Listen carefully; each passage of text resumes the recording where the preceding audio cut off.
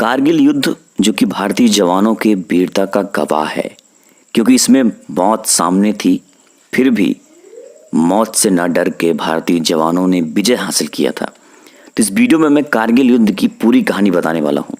दोस्तों, कारगिल युद्ध जो था वो दुनिया का एक ऐतिहासिक युद्ध माना जाता है। द्वितीय विश्व युद्ध के बाद लड़ा जाने वाला सबसे भयानक युद्ध था। ये पूरी दुनिया को हिला के रख दिया था। इस युद्ध में भारत के 500 से भी अधिक जवान शहीद हो गए थे और 1300 से भी अधिक जवान घायल हो गए थे। लेकिन इसके बावजूद भारत ने विजय हासिल किया था, क्योंकि भारतीय जवानों का लक्ष्य था विजय हासिल करना। तो इसमें शुरू से लास्ट तक पूरी कहानी आपको बताऊंगा। नमस्कार दोस्तों, आप सभी का स्वागत है क्विक हिंदी पर। मैं हूं अभिनव सिंह। कारगिल युद्ध की कहानी शुरू करूं उससे पहले आपको एक बात जानना बहुत ज़रूरी है। वो दिन था 19 फरवरी 1999, जिसमें उस वक्त के प्रधानमंत्री भारत के अटल बिहारी वाजपेयी थे और पाकिस्तान में नवाज शरीफ की सरकार थी। प्रधानमंत्री अटल बिहारी वाजपेयी पाकिस्तान के लाहौर में बस से यात्रा की थी। कई लोगों के साथ गए थे वो। इसे बस डिप्लोमेसी का नाम दिया जाता है। ये एक शांति यात्रा, शांति समझौता इसमें कई सारा हुआ था कि दोनों एक दूसरे से शांति से रहेंगे, कोई मुद्दा होगा शांति से सुलझाएंगे, क्योंकि दोनों उस वक्त 1998 में परमाणु परीक्षण कर चुके थे और दोनों परमाणु संपन्न कंट्री बन चुके थे। इसीलिए शांति से सब कुछ सुलझाएंगे, ये सब बातें इसमें हुई थी। बस डिप्लोमेसी इसका नाम दिया गया था।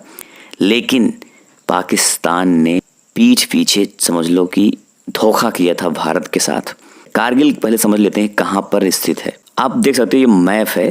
कारगिल एक डिस्ट्रिक्ट है जो कि जम्मू कश्मीर में, उस वक्त जम्मू कश्मीर था पूरा, अब तो अलग हो गया है। ये कारगिल अब आ गया है लद्दाख में। ये है लेह और ये कारगिल, ये दोनों मिल के बनता है लद्दाख। और ये अक्साई चीन, जो कि ये तीनों मिल के समझ लो बनता है लद्दाख। और इधर है कश्मीर और इधर जम्मू इलाके हैं सब।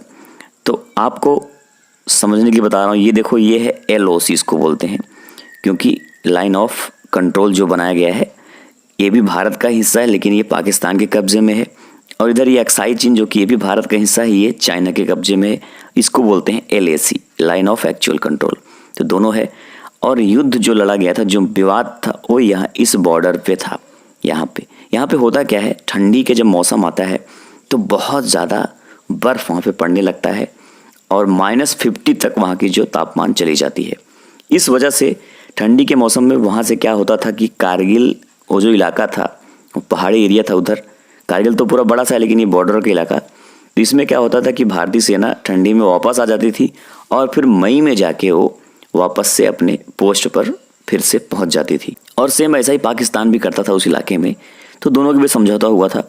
लेकिन होता क्या है, जब भारतीय सेना ठंडी के मौसम में वापस आ जाती है वहाँ से, तो पाकिस्तान की सेना उस पर कब्जा कर लेती है।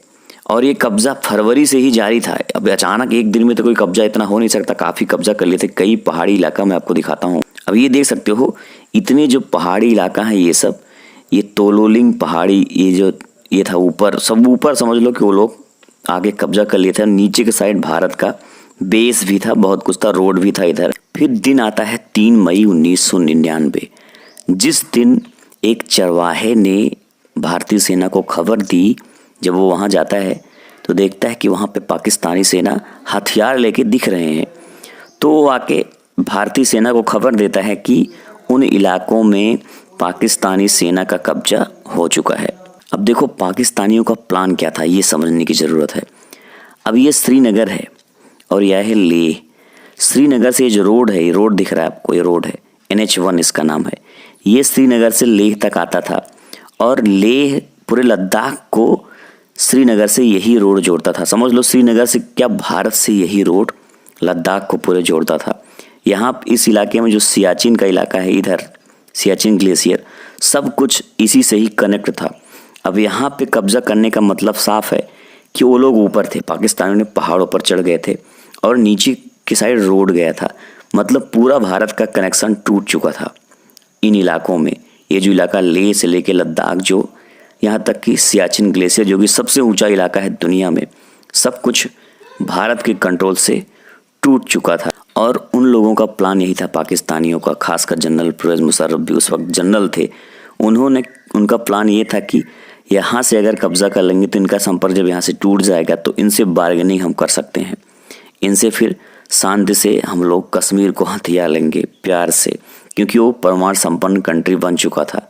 यही उनका प्लान था, लेकिन हुआ इसका उल्टा।